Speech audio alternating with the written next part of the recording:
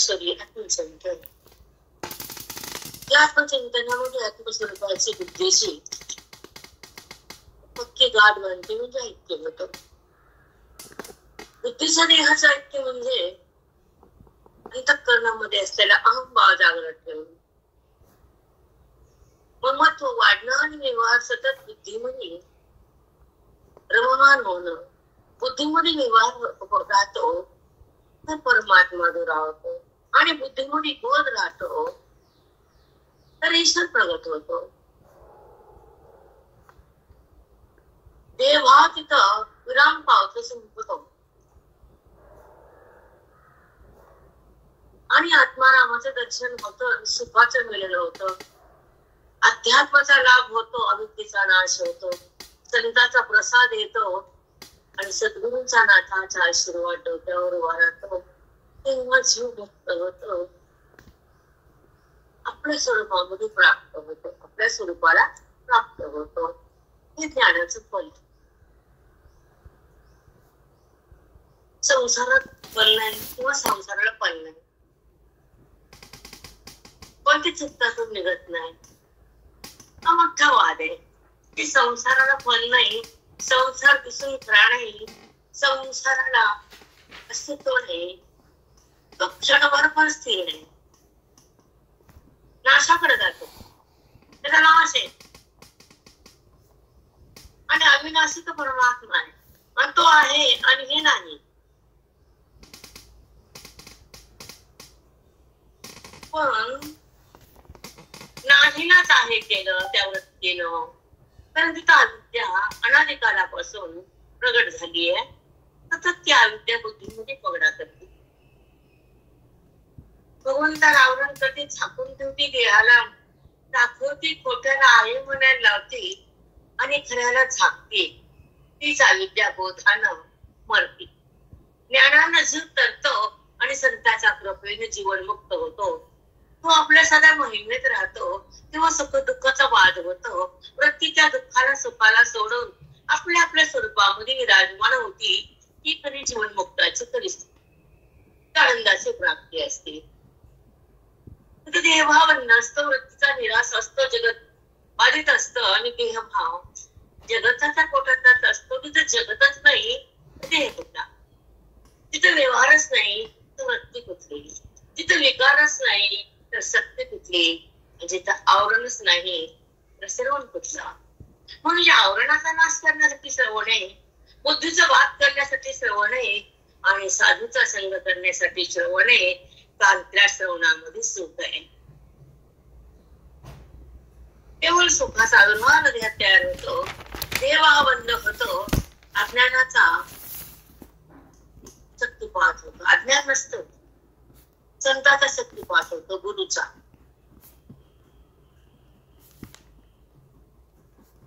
हे महत्वाचं.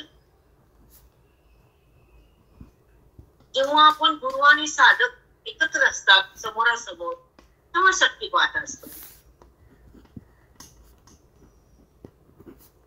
कारण कृपा दृष्टीने हरीने आपल्या पदी बसविले. तेव्हा संताला वाटतं, गुरुला वाटतं की या साधकाला मुक्त करावं आणि सुखामध्ये एक करावं, त्या जीवाला आनंदामध्ये आणावं, त्याचं दुःख संपवावं, त्या वृत्तीने निजबोधात राहावं आणि स्वतःला पाहावं, जीवनमुक्त व्हावं आणि आनंदाला लुटावं, विठ्ठलाला भेटावं.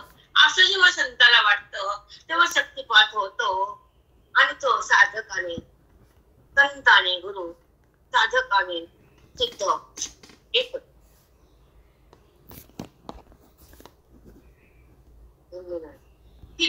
ह्याला म्हणतात शक्तिपात. हा वेदामुळं, बोधामुळं, श्रवणामुळं, संतांच्या कृपेमुळं. कारण साधू दयाळू असतात, कठोर नाही.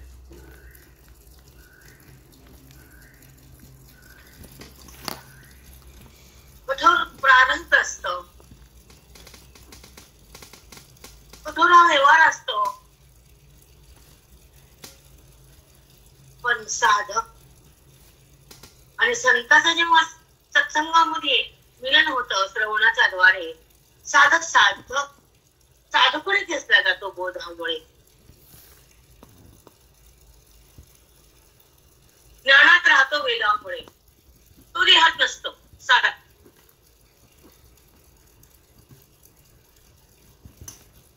कारण श्रवणाचं एक महान आहे तिथं आत्मत्वाची जाण, म्हणून श्रवण महान आहे, संसार गाणे अनुकूल आणि प्रतिकूल अवस्था तयार होती आणि बुद्धी भांबावून जाते, वेडी बनते. तिला समजत नाही ते सुख खरे का ते दुःख खरं. क्षणात सुख क्षणात दुःख. मग सुख आहे तर जाणार का आणि दुःख आहे तर बेभान करणार का. सुखही खोट दुःखही खोट, कारण दोन्ही टिकणार नाही. जे सुख ते परम सुख ते वेदातून येत, बोधातून प्रगटत, हृदयांग ते थांबत आणि मन भगवंत बनत. आत्मत्वाला ते मन एकरूप होत. ते संतांच्या बोधाचं प्रभुत्व आपल्या हृदयावर प्रकाशित होत, किंवा त्या बोधाचा आविष्कार तयार होतो साधूचा. ते हृदय पावन होतं, पवित्र होतं, स्थिर होतं, चिन्मय होतं, बोधात जात. देहात कधीच उरत नाही ते चित्त, कारण ते ज्ञानमय बोधमय चित्त आहे. बोधामध्ये वेद आहे, बोध हा वेदाचा, रस्ता हा सुखाचा, मार्ग हा मोक्षाचा आहे, ऐक्य हे परमात्म्याचे, म्हणून सुख हे अनंत कालाच आहे. काळ संपेल पण सुख संपणार नाही, देह पडेल पण सुख जाणार नाही. हे सुख सुखरूप आहे बोधाची, वेदाची, ज्ञानाची गंगा आहे महात्म्याची. ही स्थिती आनंदाची, प्राप्ती पांडुरंगाची, ओळख आहे श्रीरंगाची, अनुभूती आहे व्यापकाची. आणि ही स्थिती आनंदाची, तृप्ती अंतःकरणाची, व्याप्ती त्या ईश्वराची, आणि स्थिती त्या बोधाची, आणि अनुभूती त्या परमात्म्याची. तिथे राहावं आपण.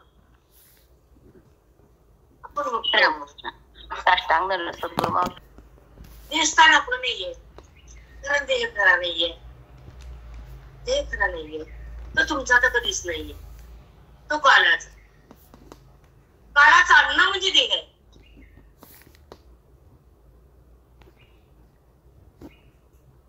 म्हणून त्याला माझं म्हणणं या विद्या, त्याचा संबंध करणं ही वृत्ती आहे, त्याचा बात करणं ही मुक्ती.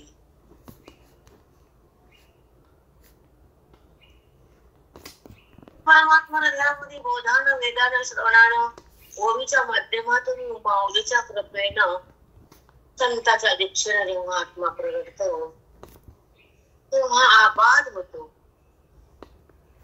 त्रैलोक्याचा, जगताचा, देहाचा, वृत्तीचा निराश होतो आणि परमात्माचाच विलास तयार होतो. चिदविलास तो पण तो आहे. ते कुठे आहे? मी कोण आहे? माझ्यात कोण आहे? माझं कोण आहे? जेव्हा बुद्धीला अवलंबून होत तेव्हा ते स्वच्छ होत, तेव्हा ती ईश्वराकडे राहते. देहात नाही, पोट्यात नाही. पोट्यात नाही आवडत, पोट्यात नाही रमत. कुठे जगत आहे? विश्वदेह आहे आणि खरा तो आहे. खऱ्याकडे जाणं तिचं वैभव आहे आणि खरं होणं हा मोक्ष आहे. आणि खऱ्याची अनुभूती घेणं हे संत आहे.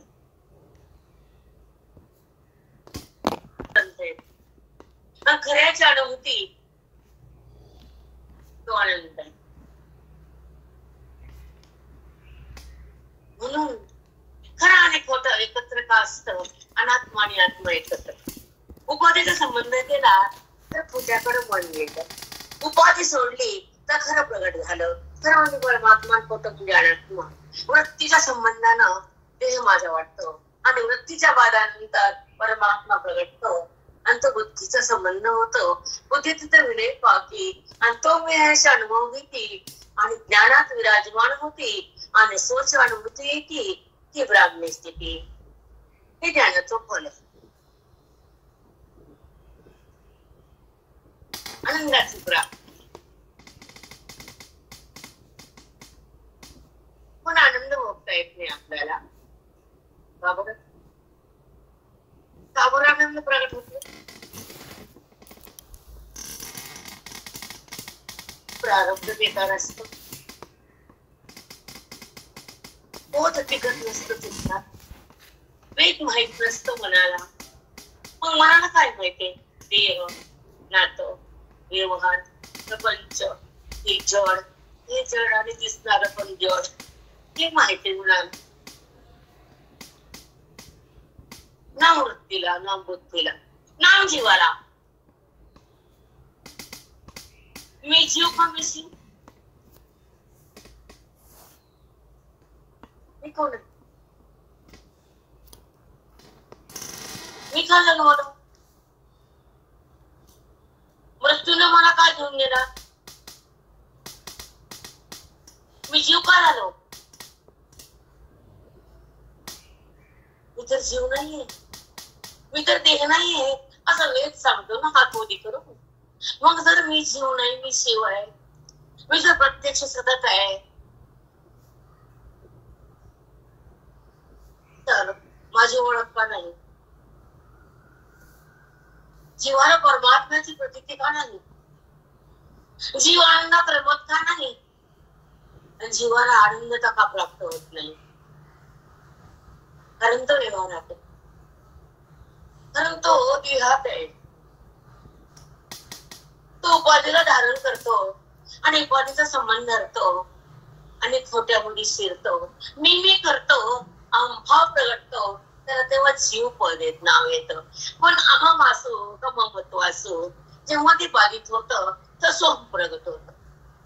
पण मी अहम नाहीये आणि मी जीव नाहीये, मी करता तर नाहीचे, तर भोगता का हो? देहाकडे का जाऊ? खोट्याला का पाहू? का पाहू खोट्याला?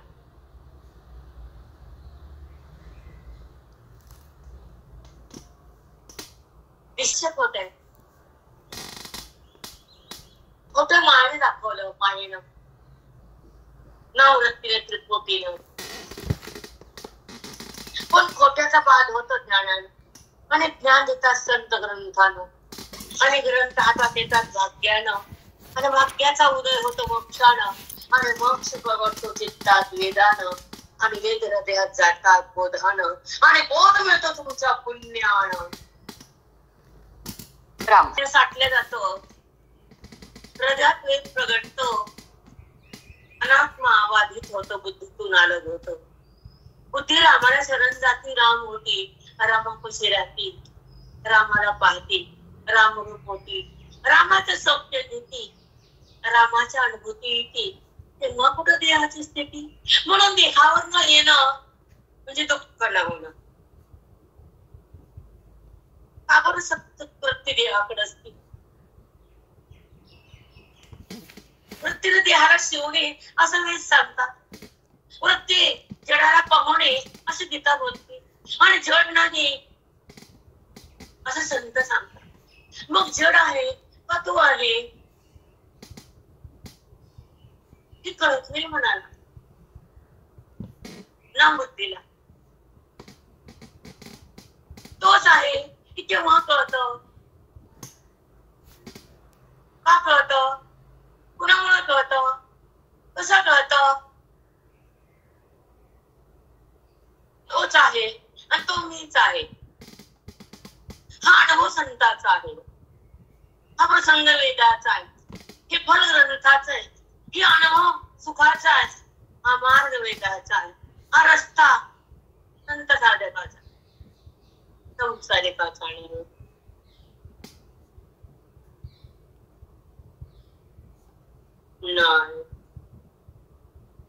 हो ताई, साष्टांग दोनच सत्य, एक खरं आणि खोटं दोनच वृत्ती आहे आणि एकच आहे, अनुभव आहे, जगत नाही, तो भाव आहे, मी शिव आहे.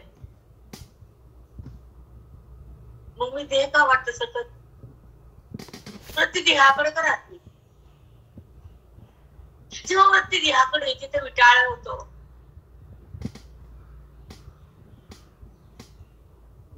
विषयाचा, देहाचा, प्रारब्धाचा, सुख दुःखाचा विचार होतो तिला. ती वाटल्या जाती, ती विषय भोगून मिटल्या जाते, ती भगवंतापासून सुटल्या जाते, ती देहामध्ये आटल्या जाते. म्हणून तर अद्वैत साक्षात्कार पुण्याला फार महत्व आहे. द्वैताचा संहार करणं हे तुमचं परम कर्तव्य. द्वैत आणि अद्वैत हे वेदानच बोलावं, तो आणि मी या विद्येनं सांगावं. अविद्येमुळे तू आणि मी म्हणजे तो बी नाही, मी बी नाही, सगळा तोच तो आहे, पण अनुभूती नाही, बोलून फायदा नाही, ऐकून पर्याय नाही. म्हणून तो आणि मी त्याला आधार परमात्मा. जिथून तू प्रगट होतो, जिथून मी करतो, तो वेद आहे. जिथं तू नाही, जिथं मी नाही, जिथं देह नाही, जिथं दृश्य नाही, जिथं सुख नाही, जिथं दुःख नाही, जिथं व्यवहार नाही, तो परमात्मा परमतत्व माझ्या सोबत आहे, माझ्या देहात आहे, ते सतत आहे. आणि देह कधी आहे कधी नाही असून त्याचा संबंध नाहीये. तो ब्रह्मविद्या आपल्या भगवंतातून आलं नाहीये. तो बोधात आहे, तो वेदात आहे, तो ज्ञानात आहे, तो सुखात आहे, तो व्यापकात आहे, तो महात्मा माऊलीच्या शब्दात आहे, तो महान आहे, महात्मा. असं आपण बनावं. आपण देहाला चटकूच देत नाही, चिटकावू देहाला. कारण का भाव खोट्याला, का खोट्याचं प्रेम येत, का बरं?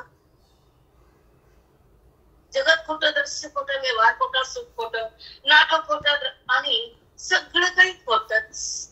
जे जे दिसत ते खोट आणि जे असत ते असते तो नव्हतं. मग दाखवणार दिसणं हे कोण दाखवत? वृत्ती. काय दाखवती? काय दाखवते? तिचं कार्यच आहे. साखर का गोड तिचं स्वरूपच आहे. पण जग दाखवते वृत्ती तिचं कार्यच आहे. पण जेव्हा वृत्ती भगवंताकडे जाती हे संतांचं कार्य. त्या वृत्तीला भगवंताकडे नेणं, खेचणं आणि त्या वृत्तीमध्ये बोध भरणं, अनुवृत्तीचा निराश करणं, अनुवृत्तीने चिन्मय होणं, वृत्तीमध्ये भगवंतांना येणं आणि जगताचं भान जाणं, देहवृत्तीनं सोडून देणं, अनुवृत्ती चिन्मय होणं ही संताची शक्ती आहे. बोधाची युक्ती आहे. ही खरी परमस्थिती आहे. ही ईश्वराची अनुभूती आहे.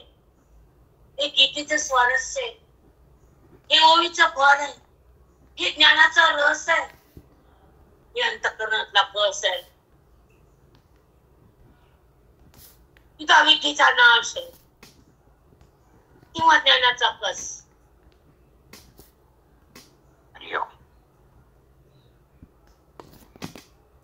म्हणजे ज्या उपाधीचा संबंध वृत्तीने केला त्या अविद्या जिवंत ठेवली. जी वृत्ती देहाला माझं म्हणती, जगताला कर म्हणती, कर्मामध्ये रमती, कर्माचा करता म्हणती, कर्मातून पुण्य प्राप्त प्रगट करती, तेव्हा जीवात्मापाशी पुण्याचा आणि पापाचा साठा असतो. तेव्हा तो भगवंतापासून दूर असतो. म्हणून पाप पुण्य बंद होतं ते ज्ञान आहे. कर्म बाजूला जातं ते ज्ञान आहे. अहंकार बंद होतं ते ज्ञान आहे. साधूची भेट होती तेव्हा ज्ञान आहे. मी कोण कळतो तेव्हा ज्ञान आहे.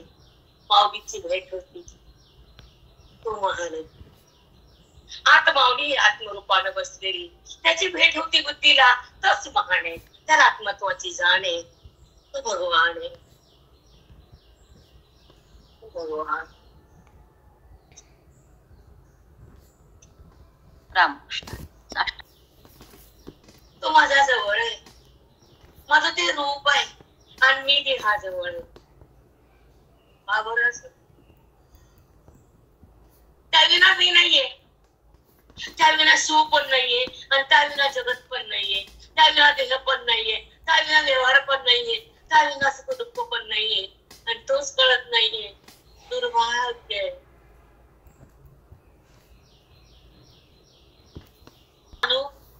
जाणू लागतो, तो कळू लागतो, त्याचा अनुभव मिळू लागतो. सौभाग्य.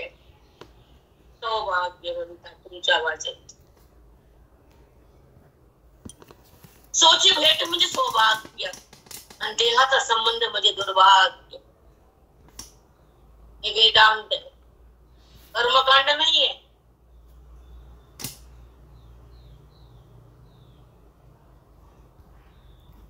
हे दृश्य मावत वृत्ती बाधित होते आणि देहाचा संबंध संपतो. तो वेळ असतो.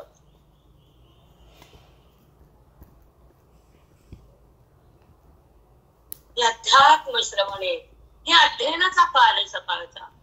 तिथं प्रभूच भेट आहे. रामाच्या स्पंदने आमच्या बसली. रामाचा स्पर्श बुद्धीला, देहाचा नाही. कारण वेगात येत आम्ही, बोधात येत. संतान बोधात आणले आम्हाला, ज्ञान दिले हृदयाला, मोक्ष दिला बुद्धीला. म्हणून आदर्श संत आमच्या जीवनात. बाकी कुणी आदर्श नाही, कुणीच नाही, कदाच नाही, केव्हाच नाही. फक्त ते, कारण ते टाळतात ना. बाकी मारतात शब्दानं, धर्मानं, व्यवहारानं टाळतात. ग्रंथामी संत त्यांना प्रेम करायला शिका. बाकीचं प्रेम काय कामाचं.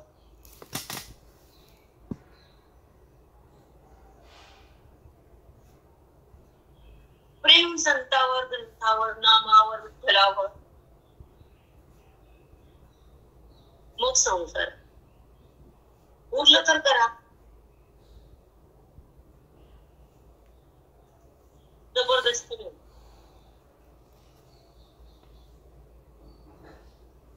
म्हणून त्याची भेट, त्याची प्रतीती, त्याची ओळख, त्याचं ऐक्य, त्याचं सानिध्य, त्याचा संबंध यासाठी जीवन जगा. त्याला बघा, ते आला नाही. व्यवहाराला टाका, उपाधीला बाधित करा, दृश्य बाजूला सारा, भक्त करा, तोच भक्त करा.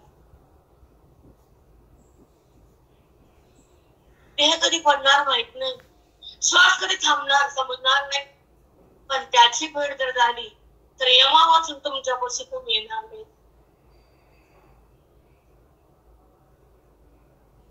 म्हणून आधीच काम करून उरकून घ्या. श्वास आहे तो विश्वास साधूवर ठेवा. जीवन आहे तो आज्ञा निवृत्त करा. उपाय आहे तो ब्रह्मभा जागा करा. नाहीतर काय खरंय आपलं. रामकृष्ण हरिताई. साष्टांग काय सांगते ज्ञानोबा काय बोलतात. त्याच्यामुळे बुद्धीला अनुभव लागतो, कळू लागतो, संताकडून ज्ञान मिळू लागतो. तेव्हा ती ईश्वरापाशी असते, व्यवहारासोबत नसती बुद्धी.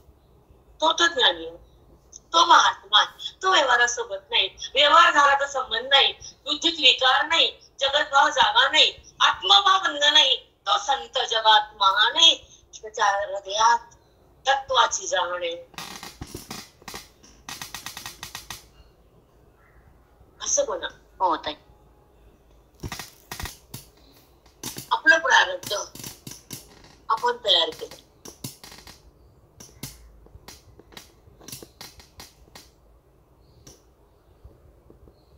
म्हणून जन्म का आला, सुख दुःख का भोगावं लागते, प्रारब्धामुळे. प्रारब्ध काय येतं समोर, पाप पुण्यामुळे. म्हणून पाप करताना जरा जपून राहा. पापाला शिवू नका आणि पुण्याला भळबळू नका. दोन्हीतून लिप्त राहा. ज्ञानामध्ये लिप्त राहा, बोधामध्ये एक व्हा आणि साधूपणे जीवन जगा.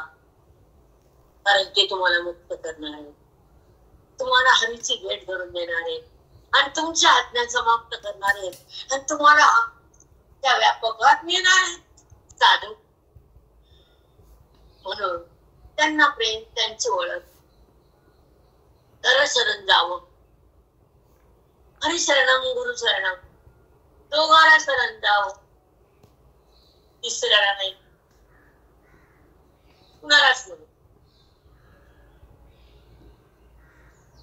एक हरी शरणम, एक गुरु शरणम.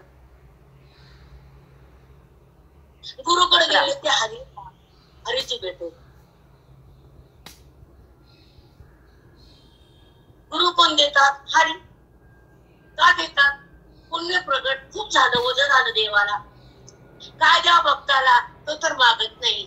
मग संताची संगती देतात, बोधाचा मार्ग देतात, अद्वैताचं ज्ञान देतात, मुक्तीच्या रस्त्यावर नेतात आणि स्वतःला स्वतः पाहण्यासाठी बोधात मनाला आणतात.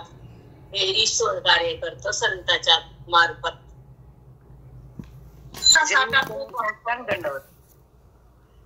भगवंताला न मागता घर जगत असतो आणि पुण्यता अपरंपार होत असत आणि भगवंताला त्याचं वज असत आणि ते वजाने वाकलेलं असतं ते खाली. म्हणून त्याला काय द्यावं, मोक्ष द्यावं तर स्वतः देता येत नाही. मग त्याला साधूचे भेट घालून देतात, वेदाचं ज्ञान हृदयात ठेवायला लावतात आणि हृदयामध्ये प्रगट होतात. मन विठ्ठल होत. आता काय राहतं बरं, आता काय होतं परमार्थ, काय नाही. म्हणून ज्ञानाकडे आलं की काय नाही आणि संसाराकडे गेलं तर सुखाचा पत्ताच नाही. अविद्येमुळे मी कोण कळतच नाही आणि देहाचा संबंध वृत्ती टाकतच नाही. म्हणून देहाचा संबंध टाकण्यासाठी अध्याय 11 एक मिनिट मन त्या ओवीला पकडून राहत.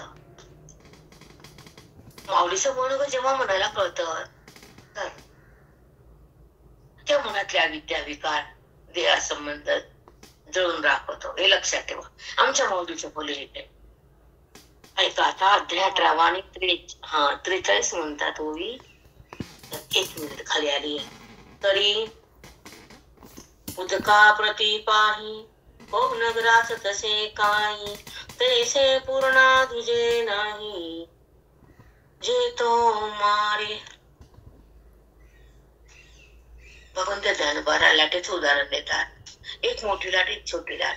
समुद्राच्या किनाऱ्यावर लाटा आढळतात. जेव्हा मोठी येते तर लहान लाटेला ती गिळून टाकते, मारती, असं त्यांना सांगायचंय. पण जेव्हा पाणी जर कळालं पूर्ण, आकार जर संपला, बाजूला गेला, तर लाट नाही सिद्ध होत. मग मोठी काय, लाट लहान काय. जिथं आकारच बुद्धीने सोडून दिला आणि तिने पाणीच पाहिलं तर मोठी बी लाट नाही, लहानी बी नाही आणि मोठ्या लाटीने लहान लाटीने मारले बी नाही, गिळलं बी नाही. मोठी लाट म्हणजे शिव आहे आणि छोटी लाट म्हणजे जीव आहे. पांडुरंग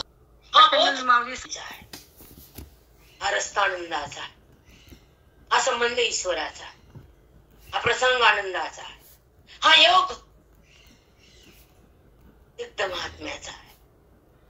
तो योगी आहे, भोगी नाही. तो ईश्वराशी समरस असतो म्हणून योगी, देहाशी एक असतो भोगी. म्हणून लाट जरी मोठी असली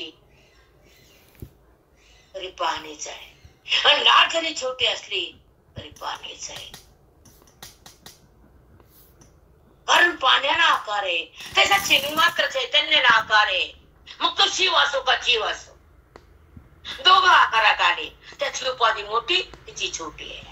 त्याच्या उपाधीमध्ये अविद्या आहे, ह्याच्यामध्ये माया आहे. त्याची उपाधी जगाचं ज्ञान करून देते आणि ह्याची उपाधी देहाचं ज्ञान करून देते. म्हणून जीवाला भ्रांती आणि त्याला नित्य मुक्ती. पण दोघंही एकच अधिष्ठान तत्वावर प्रगट झाले. मग प्रगट झाले तर झाले, दोघांना उपाधी टाकावी आणि त्यांचं जे मूळ तत्व आहे ते एक ते ओळखावं. तेव्हा जीवभाव गेला आणि शिवभाव मावळला. परमानंद प्रगटला, उपाधीचा निराश झाला, ब्रह्मभाव दाटला, जगत आटलं. त्या बुद्धीला परमात्मा भेटला. जीव शिव हे दोन्ही बाजूला गेले. परमतत्व प्रगट झालं, ब्रह्मभावाची अनुभूती आली. संतान मुक्ती हातात दिली. ही तर माऊलीची कला आमच्या हृदयात आली. राम माऊली कला ज्ञानेश्वरी का वाचायची? ओव्याचा संबंध आहे, ब्रह्मवेत्ता नाही. तिथं अविद्येची चाल आहे, बुद्धीवर पगड आहे. म्हणून त्या विद्याच्या बुद्धीला देहाकडे नेली. बुद्धीची माती माती माती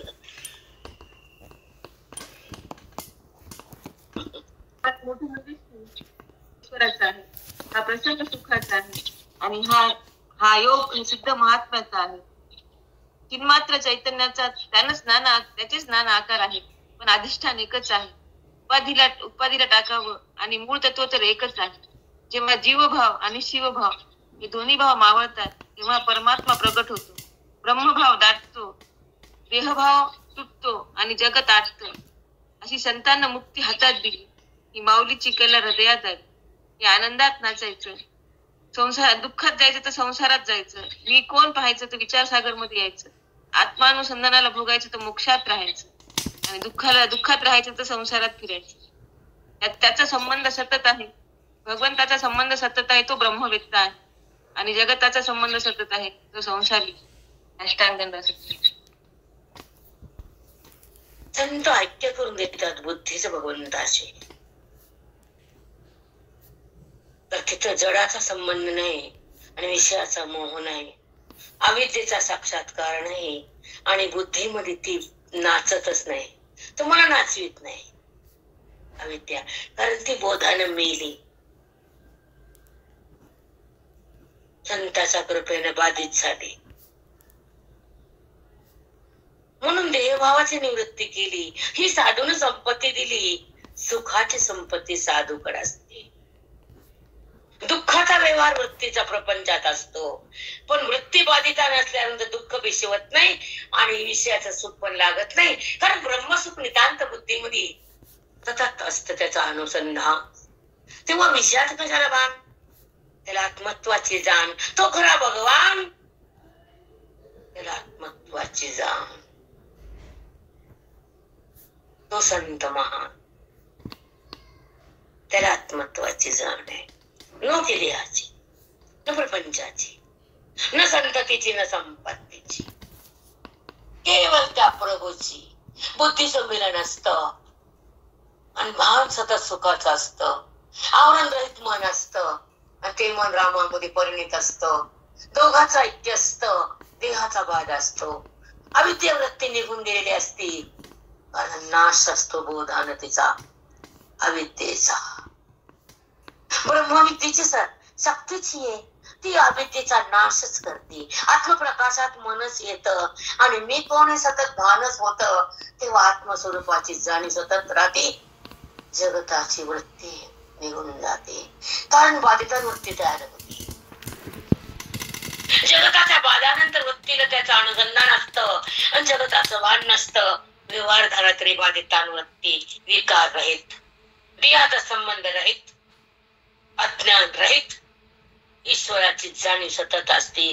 व्यवहाराचं भान नसतं, जगताचं तिथं काही अस्तित्व नसतं, कारण जगतच नसतं. जगत भावच मावळला, सगळा तोच प्रगटला. कुठे जगत, कुठे वृत्ती, कुठेच काही नाही. सगळा तोच आहे, तो मीच आहे. हा अनुभव आहे, वृत्तीचा संबंध नाही. आणि व्यवहार बाधा करीत नाही. व्यवहार झाला तर मन तिथं शिरत नाही आणि अहम भाव उरत नाही, समभाव सरत नाही. तो महात्मा.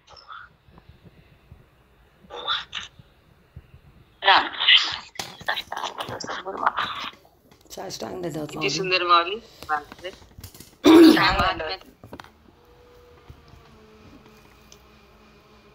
ही अनुभूती आणि वेदाची स्थिती, संताचा आशीर्वाद म्हणते त्याला, गुरुचा आमच्या.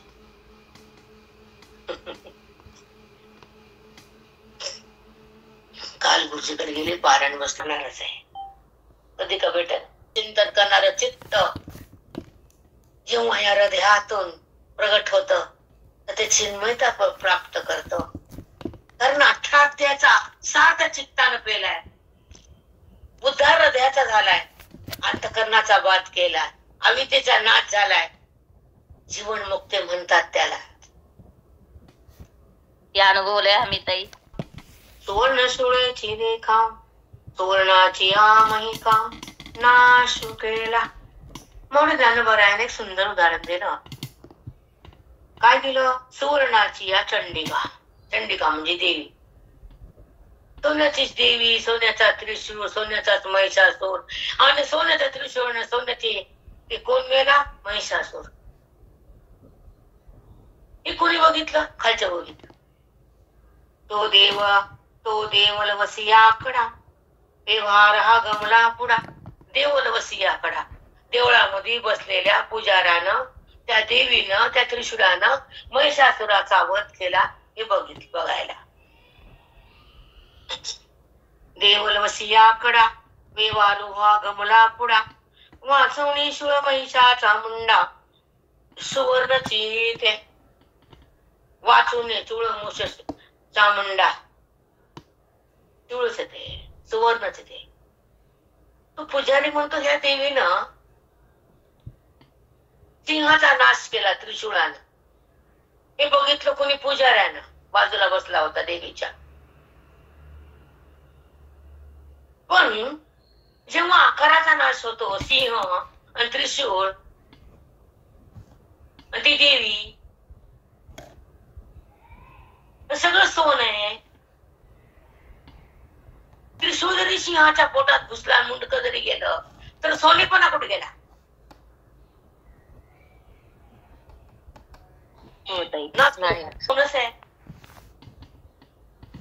जरी महिषासुराचं मुंडक तुटलं सोन्याच्या त्रिशूळानं, तरी मुंडक्यात पण सोन आहे, त्रिशूळ पण सोन आहे आणि चंडिका पण सोन. असा पुजारी जरी बोलला, त्या देवळाच्या कडेला बसलं होतं मधी, गमला पुढा. पण नाश आकाराचा आहे, सोन्याचा कुठे आहे? हो ताई. सोनं हे नाश पावतच नाही, ते दिसायला तुकडा रूपानं. तस सौकड चैतन्य आकार दिसायला आहे, नाश कुठे त्याचा? परमात्म्याचा होतच नाही, होऊ शकत नाही. रामकृष्ण साष्टांग सद्गुरु माऊली. म्हणून सोप्या भाषेत डोक्यात काय? चंडिका, सिंह, नाश. सगळ्यात जेव्हा सोनं आहे तर कुणाचा नाश केला? सगळं जर सोनं आहे तर कुठं नाश झाला? तुकडा पडून पण सोनच आहे, नाश कुठे सोन्याचा? नाश आकाराचा आहे, अव्यवृत्तीचा आहे, असंबंध त्या मायेचा आहे. म्हणून नाश केला असं वाटतं, चुकीच आहे. पै चित्रीचे पाणी हुताशु, तो दृष्टीचा चिवासु. पटी आगी ओलांशु दोन्ही नाही, पटी आगी ओलांशु दोन्ही नाही. पटी म्हणजे कपडा, कपड्या चित्रकाला अग्नी आणि पाणी व्हायला गंगा. इकडून झाड तिकडून झाड, चित्र काढले कपड्यावर. पट्टी म्हणजे कपडा. म्हणजे अग्नी पण काढला पिवळा पिवळा असा भडभड दिसायला. पण अग्नी जरी दिसायला आणि पाणी जरी वाहिलं तरी कपडा पण ओला नाही, ओला झाला नाही आणि कपडा पण अग्नीने पेटला नाही. हो, आणि काही पण पटावर वस्त्रावर दोन वस्तूचा रंग दिला, चित्र काढले.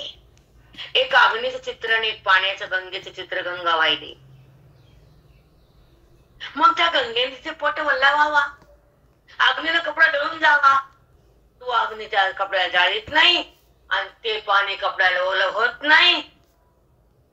तसा परमात्मा जगतात व्यापक असून त्याचा संबंध काहीच नाही. दृश्य संपत नाही ना. अग्नी म्हणजे दृश्य आहे, पाणी वाहत आहे दृश्य आहे.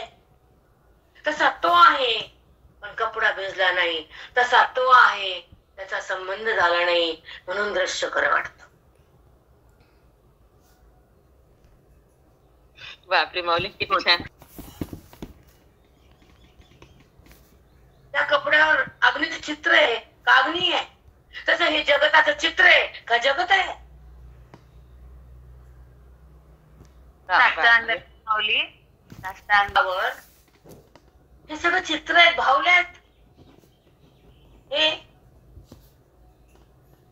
त्याला कुठं अस्तित्व आहे कपड्याशिवाय?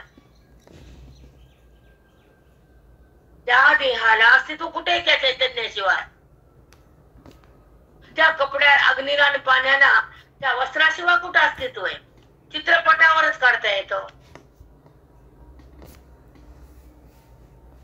तसं त्याच सत्तेवर जगत देहभाव आणि जीवभाव उपाधीला प्रगट होता येतं. जर तो नाही तर उपाधी पण नाही. जसं कपडा नाही तसं सूर्य बी काढता येत नाही, अग्नी बी काढता येत नाही, आणि गंगा पण दाखवता येत नाही. छान. आधार अध्यस्त आहे,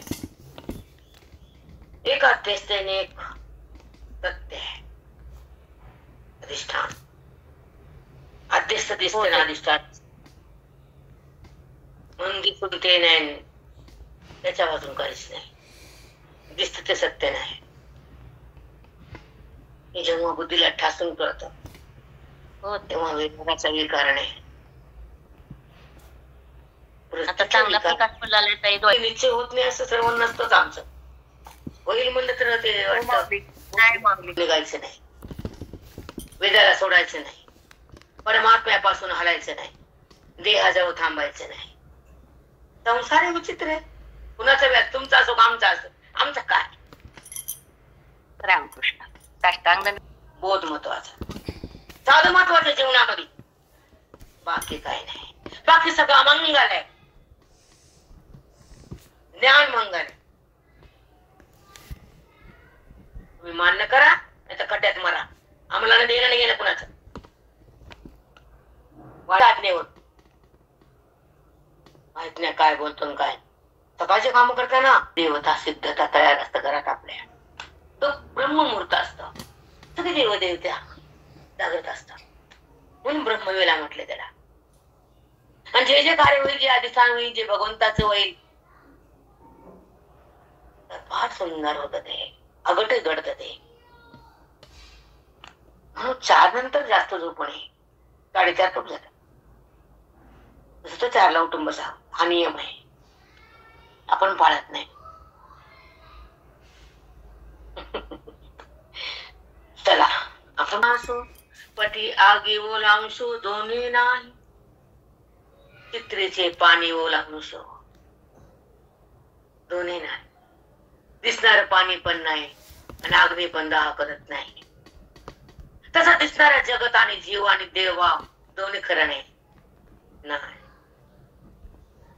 होय खरा. पुण्यामध्ये जगत जात, जीव जातो, शिव पण जातो. गेले का आमचे कृष्ण परमात्मा निदामाला? गेले का आमचे राम प्रभू? कुठे गेले? पाण्यामध्ये. काय त्यांना शरीर बजरंग बोलीला ठेवलं ते ग मडी, काय ते हनुमान गडी का काहीतरी म्हणते. तू थांब, कलियुगात तुझी गरज आहे. सगळं जर मी गेलो, सगळे गेलो तर कसं होईल जगाचं? पण सध्याच्या काळामध्ये भक्ती करावी हनुमंताची, कारण ते सत्य देवता आहे. सूर्य सत्य देवता, ग्रंथ सत्य देवता आणि संत सत्य देवता, बाकी सगळा पसारा. आम्हाला म्हणून तर 12:30 वाजता पंढरपुरामध्ये लोहदंड तीर्थामध्ये सगळे तीर्थ खाली येतात. ते गेले कंटाळून पापी लोकांना. नगबाबा म्हणले कलियुगात पापी येतील, आमचे पाप टाकते, चला वरी. गेले स्वर्गाला निघून. सगळे देवता चाट गेले. चला खाली उभे आपण उभी. मुक्ताचे देह तैसे हलत संस्कार वशे. माऊली म्हणतात, ज्ञानोबा कृष्ण परमात्मा सांगतात, अर्जुनाला बोलतात, मुक्ताचे देह जैसे हलत संस्कार वशे. अर्जुना, तू देहात नाही, देहाचा संबंध नाही. व्यवहार तर आवडत, तो व्यवहार करत नाही, माझ्यातून बाहेर निघत नाही. मग त्याचे कार्य होत ते संस्कार पूर्वीचे. तो कर्म करतो, कर्मात नसतो. तो रडतो, सुख दुःखात नसतो. तो ती जगताला पाहतो, जगात नसतो. जगत सिद्धच होत नाही. का? तो माझ्यात आहे, मी त्याच्यात. संबंध मला आहे. न देहाचा संबंध, न जगताचा. देहाचा संबंध नाही तर जगत भाव कुठला? माझ्यातून अलग नाही तर शिवभाव कुठला? तो देहावर येत नाही, वृत्तीत विकार कुठला? तो विषयाकडे जात नाही, भाव कुठला? राम रामकृष्ण माई. ज्या संतांच्या मुखातून वेदाचं आगमन होतं आणि साधकाच्या हृदयात ते राहत, हृदय पावन होत, पांडुरंगाचं मिलन होत, बुद्धीला ब्रह्मत्व येत, तेव्हा देहाचं नातं जात. आत्मालिंगन होतं बुद्धीचं. मग त्यानं काही व्यवहार केला तर मुक्ताचे देह जैसे हलत संस्कार वशे. हो माऊली, किती सुंदर उभी आहे. कसा देहातून भिन्न, कसा जगताचा आवाज आहे, तो भगवंताशी कसा तदाकार आहे, ते त्याला माहिती आहे. शब्दानं सांगता येत नसतं, अनुभव बोलता येत नसतं. महात्मा तसा असतो, तो महान असतो. त्याला ईश्वराची जाण असती, देहाची जाण नसते. कारण त्याच्या सत्य जगतच उरलेलं नसतं. जगताचा पोटा देह आहे आणि देहा संबंध वृत्ती. वृत्ती म्हणजे अविद्या आहे. अविद्या गेली, देह गेला, भाव गेला, जगत गेला, वृत्ती गेली, आत्मस्थिती प्रगट झाली, मुक्ताची अवस्था आली आणि तो मुक्त ईश्वरामध्ये समर्पित झाला. व्यवहार कुणाला?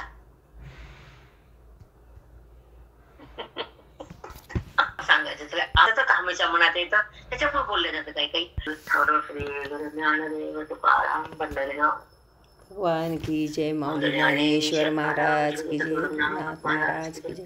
एक मिनिट थांबा, कोणी बोल मग